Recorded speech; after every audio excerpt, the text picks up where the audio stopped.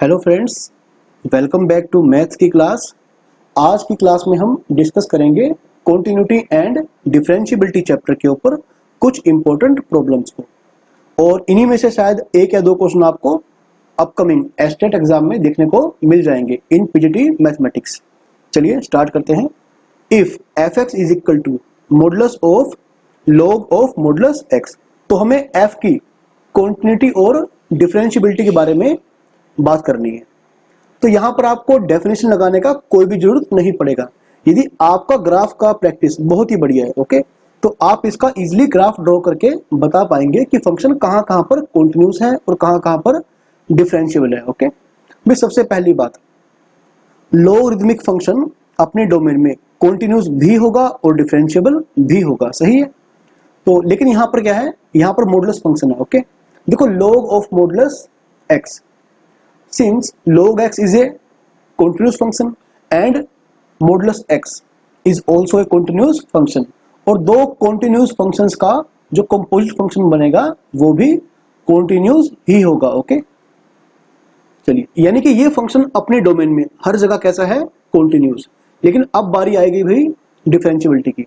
तो सबसे पहली बात, जो इस फंक्शन का डोमेन होगा वो क्या होगा भाई, r माइनस जीरो, क्योंकि जीरो के ऊपर ये डिफाइन नहीं है। ओके, और यदि बात करते, अगर हम डोमेन की बात ना करते तो ये कहां कहां पर कॉन्टिन्यूस है, आर माइनस जीरो के ऊपर। ओके, लेकिन अगर बात करें डोमेन की तो अपने डोमेन में ये हर जगह क्या है, कॉन्टिन्यूस। तो यदि आप इसका ग्राफ ड्रॉ कर पाएंगे, भी सबसे पहले आप ग्राफ ड्रॉ करें लॉग एक्स का। एक बात का ध्यान रहे, यहां पर बेस कौन है, ई। तो साथियों लॉग एक्स का जो ग्राफ बनेगा भाई वो ऐसा बनेगा। ओके, ये पॉइंट कौन सा होगा, 1,0। लेकिन अगर मैं, देखो ये ग्राफ है log x का। यदि मैं log ऑफ मॉडुलस x का ग्राफ ड्रॉ करूं, ओके, तो जब आप x को नेगेटिव पुट करेंगे तो तब भी क्या बनेगा, मॉडुलस x पॉजिटिव बन जाएगा। तो यानी जो वैल्यूज, ओके, जो log x का जो वैल्यू आ रहा था x की पॉजिटिव वैल्यू के लिए, ओके, तो वही वैल्यू आएगा x की नेगेटिव वैल्यू के लिए। तो ग्राफ का कॉपी यहां लग जाएगा, सही है। तो ये बन गया, फिलहाल तो ग्राफ बन गया, ये ग्राफ है log ऑफ मॉडुलस x का। तो भाई अभी आपको ग्राफ ड्रॉ करना है log ऑफ मॉडुलस x और इस पूरे का मॉडुलस। ओके, यदि आपको, ये है ग्राफ देखो इसका, और यदि मुझे इसका ग्राफ ड्रॉ करना है तो मैं क्या करूंगा भाई, जब पूरे के ऊपर मॉडुलस आ जाएगा तो आप ध्यान रखें कि y कभी भी नेगेटिव नहीं होगा। तो यदि ग्राफ जा रहा था ऐसे, ये जो नीचे वाला पोर्शन है भाई क्या होगा, ये ऊपर कॉपी हो जाएगा। तो इसके लिए आप एक बार ट्रांसफॉर्मेशन ऑफ ग्राफ को अच्छे से पढ़ लें। ओके, उसके बाद आप एग्जाम में बैठकर जल्दी से, ओके, विदिन 5 सेकंड इसका ग्राफ आप ड्रॉ कर पाएंगे। तो जो नीचे पोर्शन है भाई ये ऊपर कॉपी लग जाएगा ऐसे, सही है। इधर से भी ऐसा बन जाएगा। तो this is the graph of modulus of log of modulus x. Okay, तो भाई ये कौन सा पॉइंट है, 1,0। ये कौन सा पॉइंट है, -1,0। तो जहां पर बनेगा शार्प कॉर्नर, देखो इस प्रकार के पॉइंट जहां पर बनते हैं ऐसे, वहां पर मेरा फंक्शन डिफरेंशिएबल नहीं होता। यानी कि f is continuous for all x। एक मिनट, कलर चेंज कर लें।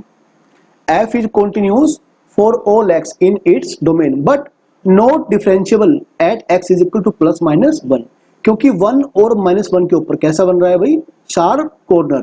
यानी फंक्शन के, कर्व के जो यूनिक टेंजेंट की जो गारंटी है वो खत्म हो जाएगी, सही है। तो ऑप्शन नंबर सी बिल्कुल सही होगा।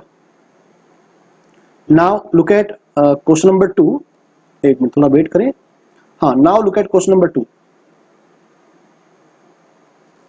If the function gx is equal to, okay, देखो gx एक पीस वाइज फंक्शन गिवन है हमें, ये डिफरेंशिएबल है यानी कि कॉन्टिन्यूस भी है। ओके, तो सबसे पहले g is a continuous function. Okay, तो यानी कि देखो फंक्शन जहां पर अपना डेफिनेशन चेंज कर रहा है, जो चेंज कर रहा है 3 के ऊपर, यानी कि 3 के ऊपर फंक्शन का लेफ्ट हैंड लिमिट और 3 के ऊपर फंक्शन का राइट हैंड लिमिट और f ऑफ 3, ये सभी क्या होंगे भाई आपस में इक्वल, क्योंकि फंक्शन क्या है कॉन्टिन्यूस। ये लेफ्ट हैंड लिमिट हो गया, ये राइट हैंड लिमिट, और ये functional value of F at X is equal to 3। तो इस लेफ्ट हैंड लिमिट के लिए आप क्या करेंगे, डायरेक्टली एक्स को 3 पुट कर देंगे यहां पर, तो करिए भाई, ये बन जाएगा 2k, सही है। और 3 पर राइट हैंड लिमिट के लिए तो आप क्या करेंगे, यहां पर x को 3 पुट कर देंगे, 3m+2, तो आपके पास ये पहली इक्वेशन आ जाएगी, सही है भाई। आप डिफरेंशिएबिलिटी की डेफिनेशन के चक्कर में बिल्कुल भी ना पड़े, आप केवल शॉर्ट ट्रिक का यूज करें, ओके। एग्जाम में आपके पास इतना टाइम नहीं होगा। तो पहले आप निकालेंगे 3 के ऊपर, ठीक है भाई, आपका निकालेंगे 3 के ऊपर राइट हैंड डेरिवेटिव। भाई उसके लिए आप क्या करेंगे, चलो आप एक काम करना, g-x, देखो शॉर्टकट है, ज्यादातर केस में ये बिल्कुल सही बनता है, ओके। सबसे पहले आप क्या काम करेंगे, जहां पर इक्वलिटी है वो साइन हटा देंगे, ओके। चलिए 3 के लेफ्ट में जो डेरिवेटिव होगा भाई फंक्शन का, ये बनेगा 2√x+1, ओके, k/2√x+1। और राइट हैंड डेरिवेटिव क्या बनेगा भाई, ये बनेगा m, सही हुआ।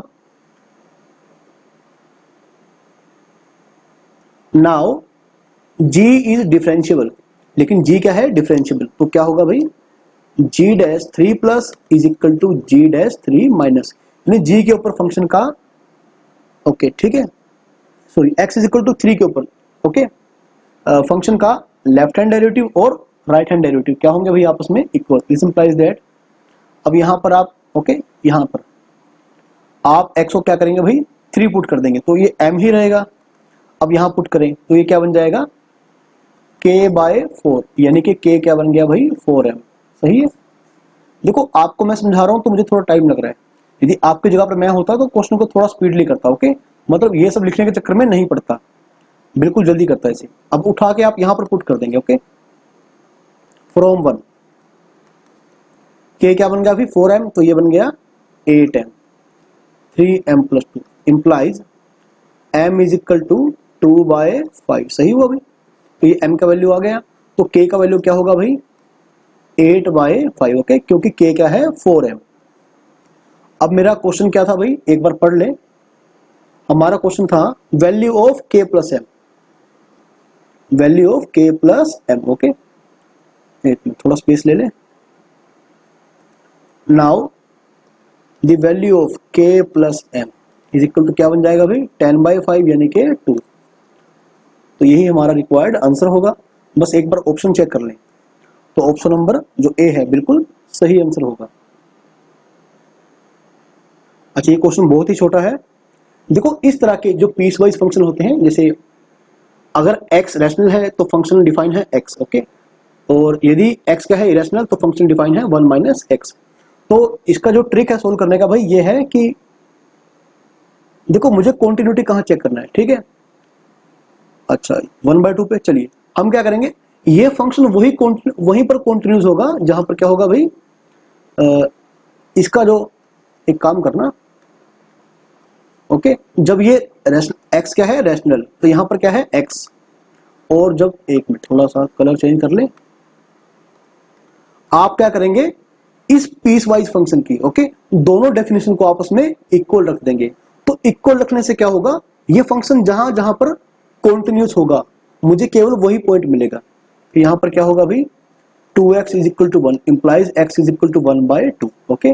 तो केवल 1/2 के ऊपर ये फंक्शन क्या होगा कॉन्टिन्यूस, और उसके अलावा हर जगह कैसा होगा भाई डिसकॉन्टिन्यूस, सही है, डिसकॉन्टिन्यूस। तो option number B is the right answer. तो कॉन्टिन्यूस एवरीवेयर बिल्कुल गलत, discontinuous at x is equal to 1/2 गलत, और डिसकॉन्टिन्यूस एवरीवेयर ये भी गलत है भाई, क्योंकि एक पॉइंट पर तक क्या बन रहा है कॉन्टिन्यूस बन रहा है। तो चलिए अब क्वेश्चन नंबर 4 को करने का शॉर्ट ट्रिक ये होगा भाई, आप समझना बड़े ध्यान से, ठीक है, आप बड़े ध्यान से समझना। अच्छा तीनों में क्या है, देखो तीनों में क्या है भाई मॉडुलस फंक्शन, तो ये पूरा फंक्शन गारंटीड कैसा है कॉन्टिन्यूस है ना। लेकिन अगर बात करें डिफरेंशिएबिलिटी की, ओके, डिफरेंशिएबिलिटी की अगर बात करते हैं हम, तो आप ये देखना कि आप एक काम करो, आप इन्हें तीन फंक्शंस का सम मान लो, सही है। आप साइन एक्स का यदि ग्राफ ड्रॉ करते हैं, भाई कैसा ग्राफ बन जाएगा, ऐसा, ओके, ऐसा ग्राफ बन जाएगा साइन एक्स का। तो यदि आप ग्राफ ड्रॉ करोगे मॉडुलस ऑफ साइन एक्स का, तो जो पोर्शन नेगेटिव है उसके ऊपर कॉपी लग जाएगी ऐसे, सही है। तो ये मेरा ग्राफ बन जाएगा साइन एक्स का। अब हम बात करेंगे x इज इक्वल टू 0 के ऊपर, लेकिन 0 के ऊपर देखें, ठीक है, 0 के ऊपर देखें, ये देखें यहां पर कैसा बन रहा है भाई, शार्प कॉर्नर। तो इसका मतलब क्या हुआ कि sine X is not differentiable at x is equal to 0, सही है भाई। अच्छा, एक और बात, e की पावर मॉडुलस x, ओके। तो यदि आप इसका ग्राफ ड्रॉ करेंगे भाई, तो ये बन जाएगा ऐसा, ओके। तो यहां पर क्या बनेगा, शार्प कॉर्नर। देखो पहले आप क्या करेंगे, e की पावर x का ग्राफ ड्रॉ करेंगे, ऐसा बन जाएगा, सही है। और यदि हम x को रिप्लेस कर देंगे मॉडुलस x से, तो उससे क्या होगा, ओके, जो ग्राफ था x की पॉजिटिव वैल्यू के लिए, वही ग्राफ बनेगा x की नेगेटिव वैल्यू के लिए, क्योंकि अगर आपने x को 1 पुट किया या -1 पुट किया तो आंसर सेम ही आएगा, ओके। x को आपने 2 पुट किया या -2 पुट किया तो आंसर सेम आएगा। तो ये ग्राफ हमारा बेकार हो जाएगा। तो इस ग्राफ को आप, ओके, इमेज ले लेंगे y एक्सिस के अंदर, तो ग्राफ ऐसा बन जाएगा पूरा। लेकिन x इज इक्वल टू 0 के ऊपर देखिए, ये इस प्रकार का पॉइंट बनेगा, ठीक है, ऐसे। तो यहां पर क्या बनेगा, शार्प कॉर्नर। देखो आप ग्राफ का अच्छे से प्रैक्टिस कर लें, is not differentiable at x is equal to 0, सही है। अच्छा ये देखिए, अगर बात करें, okay, cube of modulus x या मॉडुलस x के क्यूब की, तो ये फंक्शन क्या है भाई, हर जगह, ओके, वैसे तो बात कर रहे हैं 0 की, ठीक है। तो चलिए ये बनेगा। तो यदि आप क्या करेंगे, इसको आप मान लें भाई, क्या मान लें, इसको आप hx मान लें, सही है। यदि आप निकालेंगे इसका राइट और लेफ्ट हैंड डेरिवेटिव, वैसे आप ग्राफ से भी चेक कर सकते हैं, ये बन जाएगा 3x² और -3x²। तो h डैश 0 प्लस निकालें भाई, ये बन जाएगा 0, h डैश 0 माइनस निकालें, ये बन जाएगा 0। यानी ये फंक्शन क्या है भाई, 0 के ऊपर डिफरेंशिएबल, सही है। भैया आप ग्राफ बना के भी चेक कर सकते हैं। देखो पहले आप ग्राफ बनाएंगे किसका भाई, x³ का, ये ग्राफ बन गया मेरा x³ का, सही है। और यदि मुझे ग्राफ बनाना है मॉडुलस x³ का, तो जो नीचे पोर्शन गया है भाई, ये ऊपर कॉपी हो जाएगा ऐसे, ठीक है, ऐसे हो जाएगा ये, ऐसे। लेकिन इस बार यहां पर शार्प कॉर्नर नहीं बनेगा, बिल्कुल स्मूथ ग्राफ बनेगा x इज इक्वल टू 0 के ऊपर। तो यानी कि modulus x³ is differentiable at x is equal to 0। अब आप इस बात पर ध्यान दें कि ये सारा फंक्शन, ओके, कि जो fx है, ये इन तीन फंक्शंस का सम है, जिसमें से ये दो फंक्शन 0 के ऊपर डिफरेंशिएबल नहीं है, और ये कैसा है, डिफरेंशिएबल। आप c को जो मर्जी पुट कर लें, c मॉडुलस x का क्यूब हमेशा क्या रहेगा भाई, डिफरेंशिएबल। लेकिन यदि इस पूरे फंक्शन को ही डिफरेंशिएबल होना है, तो ये गारंटेड है कि इसको भी 0 होना पड़ेगा और इसको भी 0 होना पड़ेगा। लेकिन ऐसा तब होगा जब a 0 होगा और जब b 0 होगा। और c को आप कोई भी रियल नंबर पुट करें, ओके, c को आप कोई भी रियल नंबर पुट करें, ये हमेशा कैसा होगा भाई, डिफरेंशिएबल। तो ये तभी डिफरेंशिएबल होगा whenever, okay, if and only if a is equal to 0, b is equal to 0, और क्योंकि c आप कुछ मर्जी पुट करें, okay, modulus c into modulus x³ हमेशा क्या रहेगा, डिफरेंशिएबल, ओके, ओके। तो इसका आंसर होगा भाई D, a is equal to 0, b is equal to 0 and c is any arbitrary real number. चलिए बढ़ते हैं अगले क्वेश्चन की तरफ। तो एग्जाम में आपको इस प्रकार से, ओके, कि ऐसा नहीं है कि आप डेफिनेशन लगाने बैठेंगे कि राइट हैंड डेरिवेटिव निकालेंगे, लेफ्ट हैंड डेरिवेटिव निकालेंगे। आप केवल कंसेप्ट पे जोड़ दें, ओके, उसके थ्रू आप बड़ी जल्दी क्वेश्चन सोल्व कर सकते हैं।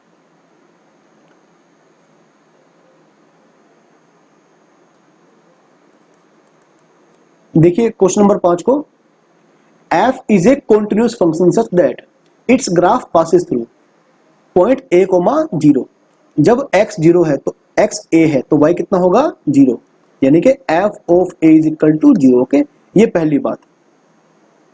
अब यहां पर देख रहे हैं आप कौन सी फॉर्म बन रही है भाई, 0/0 फॉर्म। ओके, इस लिमिट में यदि आप x को a पुट करेंगे तो f ऑफ a तो 0 हो गया, ऊपर क्या है f ऑफ a 0 यानी log 1 0, तो 0/0 फॉर्म बन जाएगी। तो 0/0 या फिर इनफाइनाइट बाय इनफाइनाइट फॉर्म को देखते ही आप क्या करेंगे भाई, using LH rule. Okay, L hospital rule apply कर देंगे।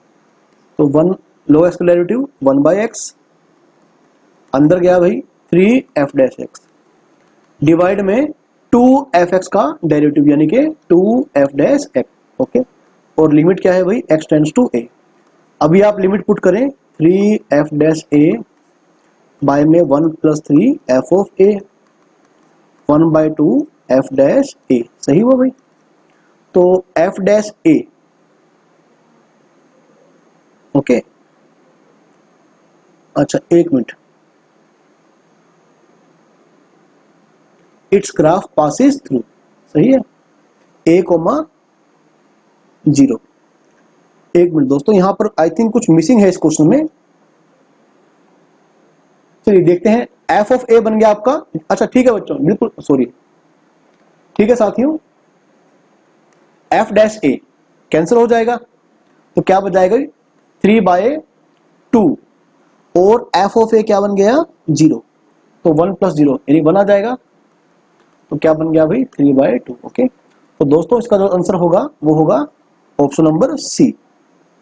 चलिए, तो जल्दी से आपको ओके LH रूल को अप्लाई करना है और आंसर को निकाल देना है। अब ये क्वेश्चन केवल प्रॉपर्टी बेस्ड क्वेश्चन है। तो देखिए दोस्तों क्वेश्चन नंबर 6 को, f(x) क्या है, p इंटू में integral part of x + 1। Okay, तो यदि आपको याद होगा भाई,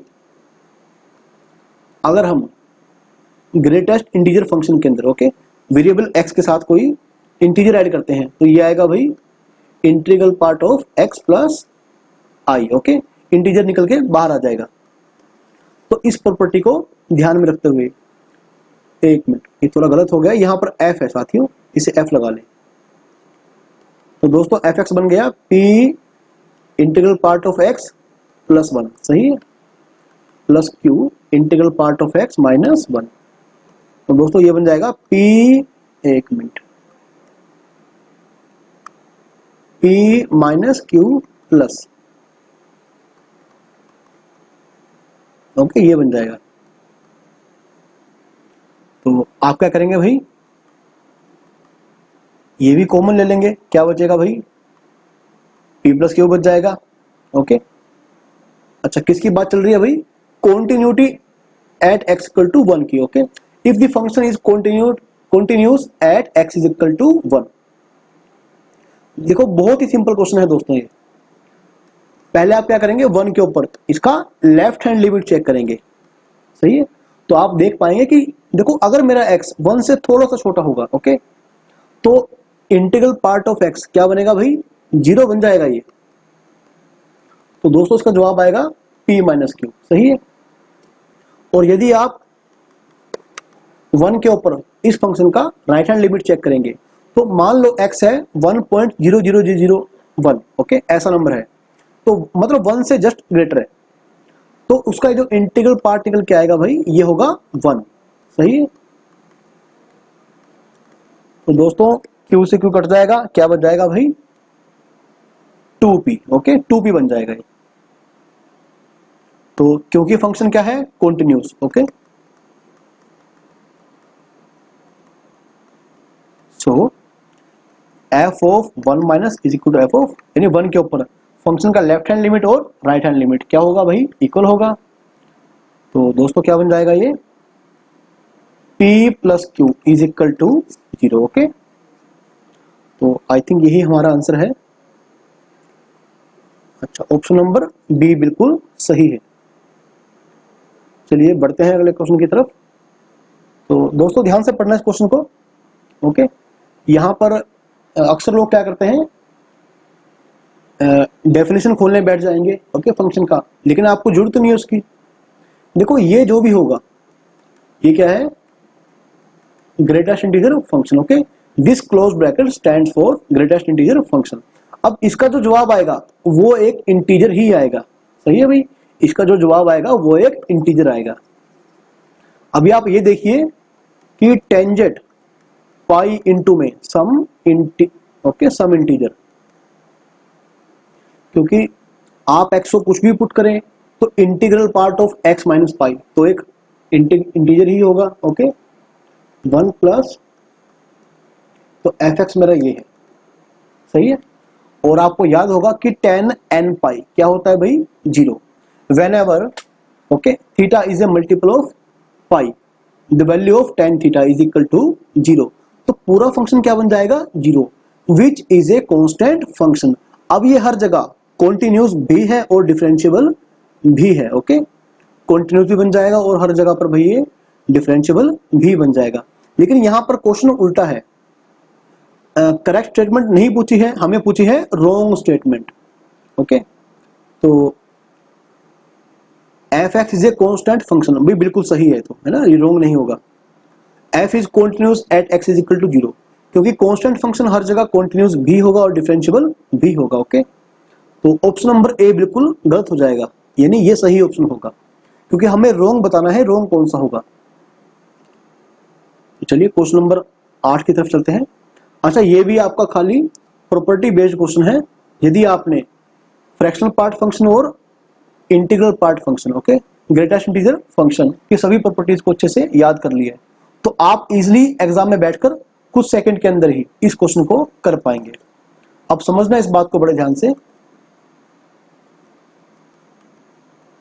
शायद आपको प्रॉपर्टी पता होगी कि integral part of x plus integral part of minus x is equal to 0 okay whenever x is an integer okay, otherwise it is equal to -1, सही है। तो हमें देखो m क्या है, कोई भी integer okay, m is any integer okay. Integer के लेफ्ट और राइट में ओके, इंटीजर के लेफ्ट और राइट में जब आप चेक करेंगे तो भाई जवाब क्या आएगा, जवाब आएगा -1, सही है। Limit x tends to m, m क्या है भाई, कोई भी इंटीजर fx, ठीक है। यानी देखो इंटीजर के लेफ्ट और राइट में फिर आपको नॉन इंटीजर मिलना शुरू हो जाएगा, x इक्वल नहीं है m के, x m को अप्रोच करेगा यानी वो इंटीजर नहीं होगा, तो इसका जवाब क्या आएगा भाई -1, सही है। तो ऑप्शन नंबर सी बिल्कुल सही हो जाएगा, ऑप्शन नंबर सी बिल्कुल सही है। अब क्योंकि ये फंक्शन कॉन्टिन्यूस नहीं है, क्योंकि फंक्शन कॉन्टिन्यूस नहीं है, यदि आप f ऑफ m निकालेंगे तो जवाब क्या आएगा भाई 0, तो ये बिल्कुल गलत ओके। तो यदि c सही हुआ तो a अपने आप ही गलत हो गया ओके, और c के सही होने से d अपने आप गलत हो चुका। तो काफी इजी क्वेश्चन था ये। Now look at question number 9। तो दोस्तों अक्सर ऐसा क्वेश्चन आपको एस्टेट में देखने को मिल जाता है ओके, या फिर किसी भी पीजीटी लेवल के एग्जाम में, जैसे केवीएस हो गया, एनवीएस हो गया ओके। चलिए, if f of 0 is equal to 12 okay and f is a continuous function, since f is continuous at x is equal to 0, क्योंकि f हमेशा क्या है, continuous function, तो 0 के ऊपर भी क्या होगा, continuous। दिस implies that f of 0 क्या बन जाएगा भाई, limit x tends to 0 f of x okay. तो f of 0 मुझे निकालना है, सॉरी f of 0 दे रखा है 12, f of 0 is equal to limit x tends to 0। जब x 0 के इक्वल नहीं है, x 0 को अप्रोच कर रहा है, तो आप फंक्शन लेंगे ये। तो भाई जल्दी से लीजिए, साइन x बाई के log 1 प्लस x बाई 4, सही है। तो भाई ये है 12।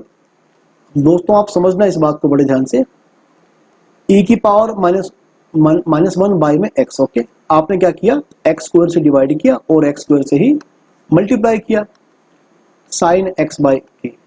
यहाँ पर मुझे क्या चाहिए, डिवाइड में x बाई के, ताकि जो साइन के एंगल में है, ओके, और जो नीचे है दोनों सेम बन जाए। तो यहाँ पर क्या किया मैंने, x बाई के से डिवाइड किया और x बाई के से ही मैंने मल्टीप्लाई किया। आप ध्यान रखें भाई, यहाँ पर जो log का बेस है वो e है।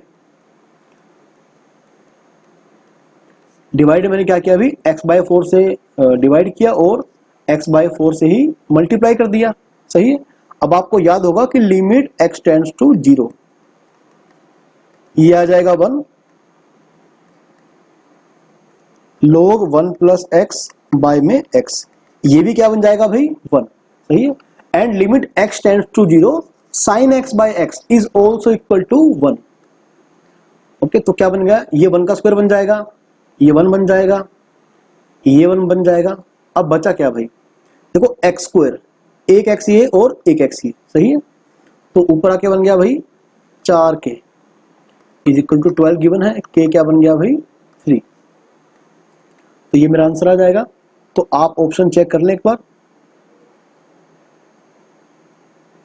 ओके, क्या ऑप्शन था भाई, 3 आंसर था ना, तो ऑप्शन नंबर सी आपका बिल्कुल सही हो जाएगा।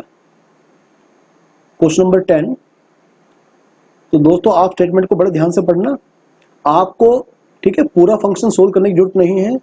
जिस पॉइंट पर कॉन्टिन्यूटी या डिफरेंशियबिलिटी चेक करनी है, उस पॉइंट के लेफ्ट और राइट में फंक्शन का आप बिहेवियर चेक करें। चलिए, अगर बात चल रही है जीरो की, देखो सारा क्वेश्चन जीरो के ऊपर आई है। कॉन्टिन्यूटी की बात चल रही है, लेफ्ट हैंड लिमिट की बात चल रही है, राइट हैंड लिमिट की बात चल रही है।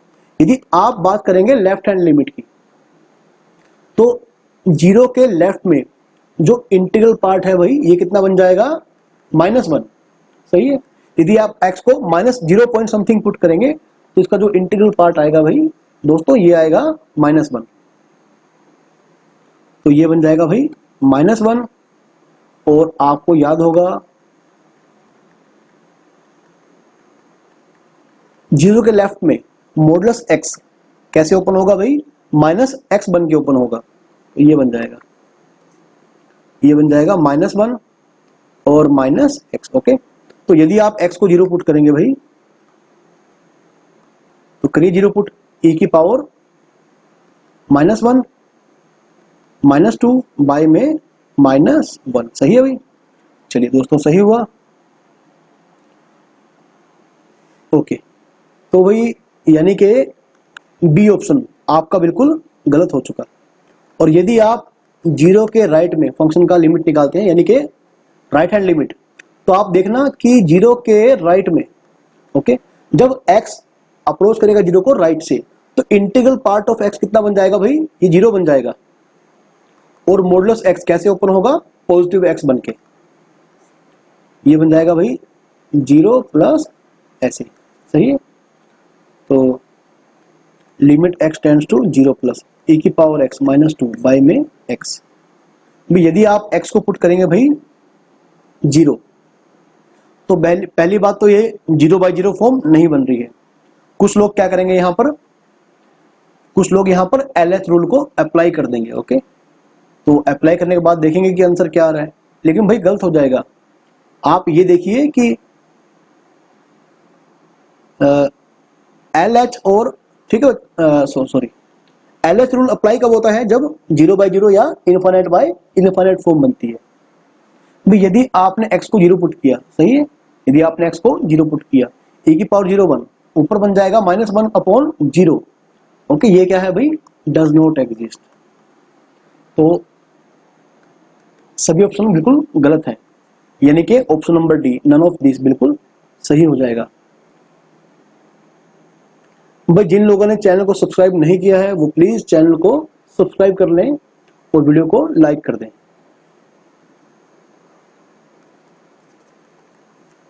दोस्तों देखिए क्वेश्चन नंबर 11 को, if the function f defined on, okay, f defined है π/6 से π/3 के बीच में, और अगर ये फंक्शन कैसा है, कॉन्टिन्यूस। अगर कॉन्टिन्यूस है तो π/4 ये पॉइंट कहां पर आएगा, इस इंटरवल के बीच में, यानी कि π/4 के ऊपर भी क्या होगा, कॉन्टिन्यूस। तो हमें k का वैल्यू बताना है, यानी कि f of π/4 is equal to limit x tends to k f of x, सही है भाई। f ऑफ π/4 यानी कि k, limit x tends to अरे सॉरी, थोड़ा गलत हो गया भाई, ये π/4 है। ओके, π/4 एफ एक्स क्या है भाई, √2 cos x माइनस 1 बाय में कोट एक्स माइनस 1। भाई जो लोग थोड़ी दूर तक सोच पा रहे हैं तो वो समझ जाएंगे कि यदि मैं इसको रैशनलाइजिंग करूंगा तो ऊपर मेरे पास 2 cos स्क्वायर x माइनस 1 यानी कि cos 2x का फॉर्मूला बन जाएगा। ठीक है, तो cos x minus sine x into sine x, हमने क्या किया, कोट को cos बाय साइन में कन्वर्ट कर दिया। अच्छा, 2 cos स्क्वायर x माइनस 1 यानी कि cos 2x यानी कि cos square x minus sine square x।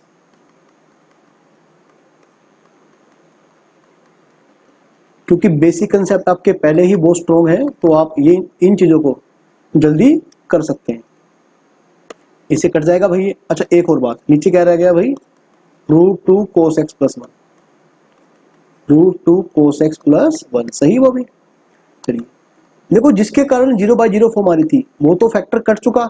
अब आप पुट कर दें भाई, ये बन जाएगा 1/√2 प्लस 1/√2 यानी कि जल्दी कर दें, √2 बन जाएगा √2 और साइन π/4 यानी कि 1/√2। ओके, तो 1/√2 बन जाएगा और 1 + 1 2 बन जाएगा। तो दोस्तों ये बन जाएगा 1/2। तो आप देख लें कि किस ऑप्शन में आपको ये आंसर मिल रहा है। ऑप्शन नंबर बी सही है, ऑप्शन नंबर बी बिल्कुल सही हो जाएगा। दोस्तों look at question number 12। If f from r to r be a differentiable function such that f(x minus f(y) का मॉडुलस। ओके, तो यहां पर आपको इनइक्वालिटी गिवन है। देखिए हम क्या करेंगे, f(x minus f(y) दोनों तरफ आप x माइनस y के मॉडुलस से डिवाइड कर दें, तो यहां पर क्या बच जाएगा, आपको इस इनइक्वालिटी का फायदा उठाना है इसका। और यदि आपको डेरिवेटिव का डेफिनेशन याद है, जो कि आपको होगा ही, तो आप क्या करें, taking limit as y tends to x both side, आप दोनों साइड पर क्या करेंगे भाई, ओके, आप क्या करेंगे भाई, f(x) का y का लिमिट लेंगे x, ठीक है, y जाएगा x की तरफ, y अप्रोचेस टू x। तो दोस्तों यहां पर क्या बन जाएगा, ये सारा बन जाएगा f'(x). भैया आप याद करें, ओके, जिसे हम डेफिनेशन याद करते हैं f'(a) का, ठीक है, f'(a) का। तो आप क्या करते हैं भाई, limit x tends to a, f(x) minus f(a) by में x माइनस a। तो आप देख लें कि यहां पर x कौन है, a कौन है, सही है। तो यहां पर जो x है वो y है, जो a है वो है x। तो ये बन गया। अच्छा, ये 0 बन जाएगा भाई, अगर आप लिमिट लेंगे ना, अगर आप y को x की तरफ लेके जाएंगे तो ये बन जाएगा भाई 0, यानी कि अब क्योंकि मॉडुलस क्वांटिटी कभी 0 तो हो नहीं सकती, तो क्या बन जाएगी भाई, 0 के एग्जैक्टली इक्वल बन जाएगा, सही है। जिसका मॉडुलस 0 होगा वो खुद 0 होगा। तो यदि f'(x) इज इक्वल टू 0 है, इसका मतलब f(x) is a constant function. Okay, तो दोस्तों हमारे पास जो f(x) आएगा भाई, ये एक कांस्टेंट फंक्शन आएगा। अब आपका क्वेश्चन क्या है, हमें निकालना है f(2). अब आप ये भी देखें, यदि किसी एक पॉइंट के ऊपर आपको वैल्यू गिवन है तो हर पॉइंट पर वैल्यू वही होगा, क्योंकि फंक्शन कांस्टेंट है। अब f(10) इज इक्वल टू क्या है, 100, तो f(2) भी कितना होगा, 100, सही है, फंक्शन कांस्टेंट है। तो since f(2) is equal to 10 is equal to 100, बस वैसे तो हम ऑप्शन लगा चुके, फिर भी आप लिख लें f(10) इज इक्वल टू 100, तो f(2) is also equal to 100, सही है। तो आपका सी ऑप्शन बिल्कुल सही बन जाएगा। चलिए दोस्तों देखिए क्वेश्चन नंबर 13 को, ये काफी सिंपल क्वेश्चन है। तो अक्सर लोग इसमें डेफिनेशन अप्लाई करते हैं डेरिवेटिव का, जो जिसका कोई जरूरत है ही नहीं है। आपको केवल देखना है कि डेरिवेटिव होने से पहले वो फंक्शन कॉन्टिन्यूस है या नहीं। यदि फंक्शन कॉन्टिन्यूस ही नहीं है तो फिर वो डिफरेंशिएबल भी नहीं होगा, उस पॉइंट के ऊपर फंक्शन का डेरिवेटिव एग्जिस्ट नहीं करेगा। देखो इस इंटरवल में फंक्शन कैसा है, इंक्रीजिंग फंक्शन है। एक मिनट थोड़ा गैप ले ले। अब आप ये देखें कि यदि आप ग्राफ ड्रॉ करेंगे भाई 10x का,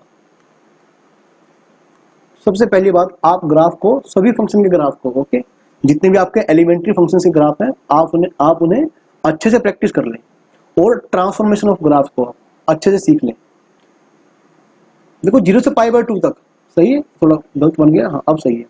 0 से π/2 तक जो है, या -π/2 से π/2 तक, 10 जो है भाई वो इंक्रीजिंग फंक्शन है।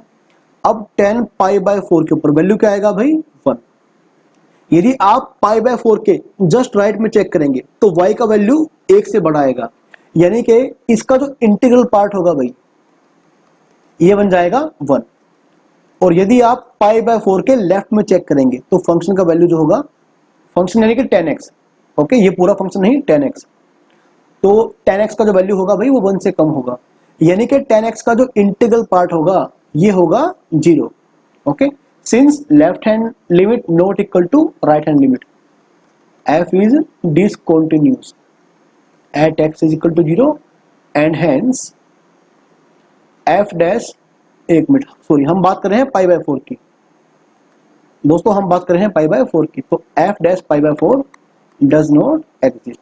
जब कॉन्टिन्यूस नहीं होगा तो डिफरेंशिएबल भी कैसे होगा, सही है। तो चलिए, तो ऑप्शन नंबर सी बिल्कुल सही बन जाएगा।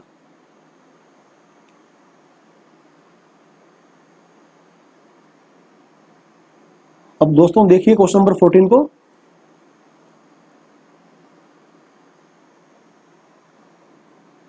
अच्छा यहां थोड़ा स्पेस है इधर, चलिए।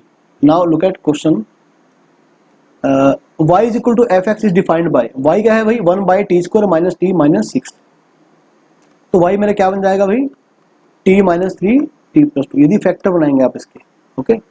अच्छा आप ये भी देखें, अब कई लोग क्या करेंगे, यहाँ पर जवाब ये ढूंढ रहे होंगे कि यहाँ पर फंक्शन क्या है, डिसकंटिन्यूअस, लेकिन एफ ऑफ टी की कहाँ बात कर रही है, बात करी है एफ ऑफ एक्स की।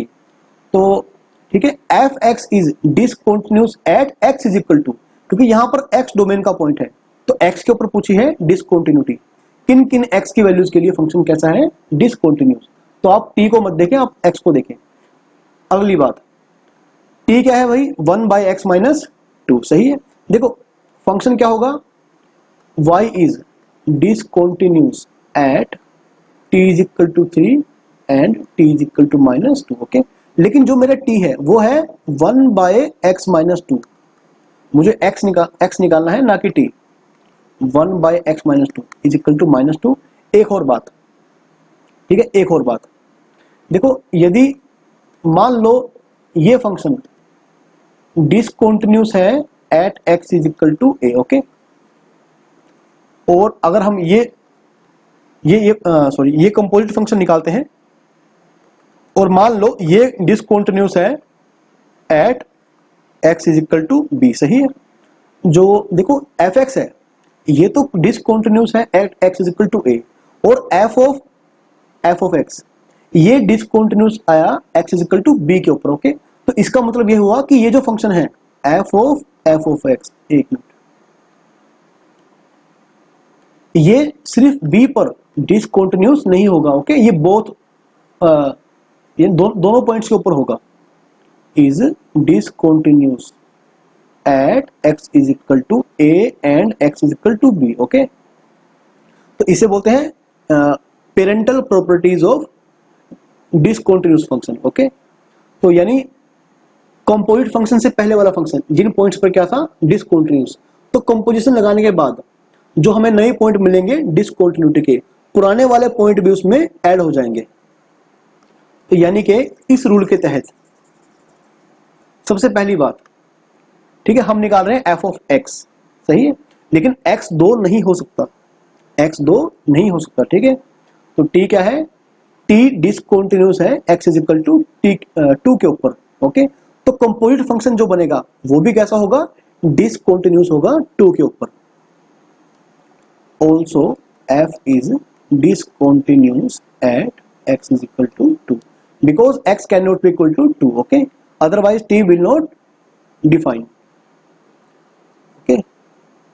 चलिए, तो यहां से दोस्तों क्या बन जाएगा, ये आप निकाल लें भाई।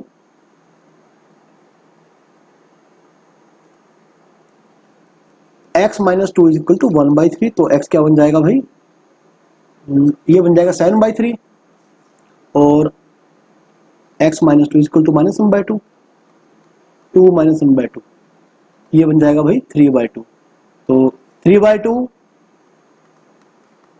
7/3 ओके और 2, तो देख ले भाई कहाँ ऑप्शन में है ये, 7/3 3/2 2, option number B is the right option. Now look at last question, question number 15। तो दोस्तों ये आपको एस्टेट में, ओके, जितने आपको ये पिछले कई पेपर्स में मिल जाएगा, जो कि काफी सिंपल क्वेश्चन है। अगर ये पूछता कि point of discontinuity of F x in, okay, in its domain भी, तो जवाब होता, एक मिनट, ये इज है भाई, ये इज है, ओके। तो टाइपिंग मिस्टेक थोड़ी हो रही है यहां पर। चलिए, हमें ये बताना है कि इस एफ एक्स के कितने पॉइंट्स होंगे डिसकंटिन्यूटी के भी। अगर बात करता मैं इसके डोमेन की, तो अपने डोमेन में कहां कहां ये क्या है, कॉन्टिन्यूस, तो डोमेन में हर जगह कैसा है, कॉन्टिन्यूस। हमें एक पॉइंट भी डोमेन में ऐसा नहीं मिलेगा जहां पर फंक्शन कैसा है, डिसकंटिन्यूस, ओके। लेकिन फिलहाल डोमेन की बात नहीं चल रही है, जहां जहां हम फंक्शन डिफाइन नहीं कर पा रहे, तो ऑब्वियसली वहां पर फंक्शन कैसा है, डिसकंटिन्यूस। अब log x, देखो पहली बात तो x क्या नहीं होना चाहिए, 0, okay, otherwise log x will not be defined, okay. तो ये 0 कब बन जाएगा भाई, अगर x क्या होगा, +-1, तो x इज इक्वल टू 0 और +-1 के ऊपर फंक्शन कैसा होगा भाई, डिसकंटिन्यूस। तो हमारे पास टोटल 3 पॉइंट बन जाएंगे। तो ऐसी आशा करता हूं मैं दोस्तों कि आपको ये लेक्चर अच्छे से समझ में आ गया होगा और आप ऐसे क्वेश्चंस को एस्टेट, अपकमिंग एस्टेट एग्जाम के लिए अच्छे से तैयार कर लेंगे। चलिए ठीक है दोस्तों, अब हम मिलेंगे अगले वीडियो लेक्चर में कुछ नए टॉपिक और नए क्वेश्चंस के साथ, ओके।